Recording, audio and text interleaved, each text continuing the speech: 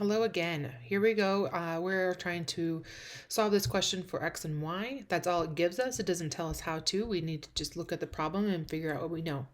So if you look at the problem, you do see that they have the squares and the triangles, which means this is a right triangle. I often think Pythagorean theorem when you think of a right triangle. So let's think about if we can do something here with that. The big guy is a right triangle here. So we have an unknown side, 24, and an unknown and a 25. So that means there's two different variables, two unknown values, and one equation. So we can't do Pythagorean theorem on the big guy. But if you look, this is a right angle, right? We know that this is supplementary. If one is 90, then the other one has to be 90 as well because they have to equal 180. So we have this lovely triangle, right triangle right here. Whoops. And then we have another right triangle on top of that. And then we obviously have the big one that we just decided had too many unknown values to just go straight up and do Pythagorean theorem. Okay, so looking at the green guy, let's go ahead and look at that. So here's our right angle. This means x is opposite of it, so x has to be our hypotenuse, which is c. So if we think about the Pythagorean theorem, write it down, always write down our formulas. A and B doesn't matter which one's which, so we'll do 25 squared plus 20 squared equals, we don't know what the hypotenuse is. They're calling it x, so we'll call it x2. 25 squared is 625. 20 squared is 400. Add those together, we get 1025, which is not a perfect square. If we take our calculator, remember the square root key, it's right here, it's in blue, so I need to push the blue button, square root 1025, and we get that decimal. Look at the directions carefully. It will either say in the directions or underneath in the note what kind of answer it needs to be. In this case, I don't have anything in this problem, so make sure you're looking at the question carefully. Let's say it said round to the nearest tenth. If it said round to the nearest tenth, that means you look two numbers out, which is a 1. 1 does not mean we round, so we keep that as a 0. 32.0, not really necessary as a decimal to round that guy. So if you look carefully at the directions when it does say to use a decimal, it says when necessary. So technically 32 would be your answer. Okay. You could do 32.0. Okay, that's the decimal. What about simplified radicals?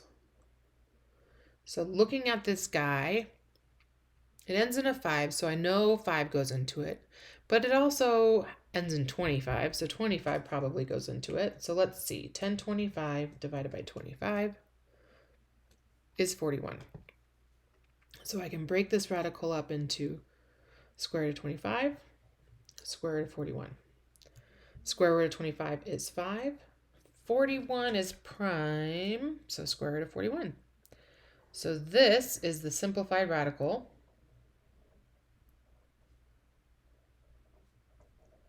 And this is your decimal answer. It just depends what the question is asking for. Okay? There are lots of ways to simplify your radical. So if this is something that you're like, I'm not used to seeing it this way, I don't like this way, YouTube, how to simplify radicals. Look at Miss Caitlin's videos that we've had before on how to do that as well, okay? All right, another example. All it says is find x and y on this guy. See if I can move that up for you. It's a lovely trapezoid. We see we have a nice little right angle in there, which means this is a right triangle. Sorry, that was supposed to be there in the original problem. This is also right. That is a given, which means this is also a right triangle. So we have some right triangles, which means Pythagorean theorem. If you look at this guy right here, that's going to give us our x value. So let's go ahead and start with that guy. So we have a squared plus b squared equals c squared. We'll call it x squared plus 3 squared equals 14 squared. Only one that matters is that 14 has to be the C. So we get x squared plus 9 equals 196, I believe. Let's make sure. 14 squared. Yep, 196. Minus 9, minus 9. So we get x squared equals 187. Square root both of those guys. Make sure square root of 87 is not something that's perfect, which I'm positive it's not. So if we wanted a decimal, we would get 13.7 as our decimal answer. Oh, we could see if this reduces. It's not an even number, so 2 doesn't go into it. We can see if 3 or 9 goes into it by adding up the digits. So we get 1 plus 8 is 9, plus 7 is 16. 16 is not divisible by 9 or 3. So that eliminates that easier one. So there might be like a very odd number that's divisible in there, but that is the obvious simplified radical.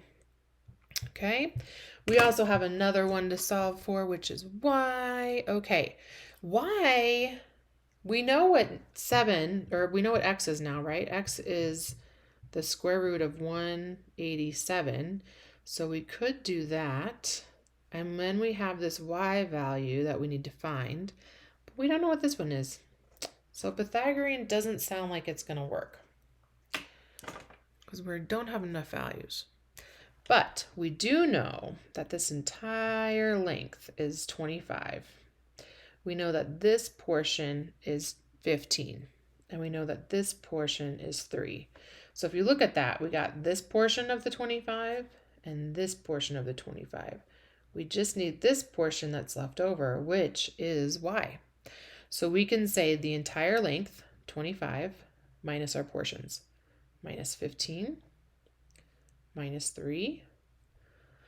So we get 7. 7, yep. 25 minus 15 is 7. 7 minus 3 is, oh my gosh, 15, 10. Oh, let's start that one over. 25 minus 15 is 10. 10 minus 3 is 7. So we have our two answers here. X equals square root of 187 or 13.7 and y equals 7. Thanks so much.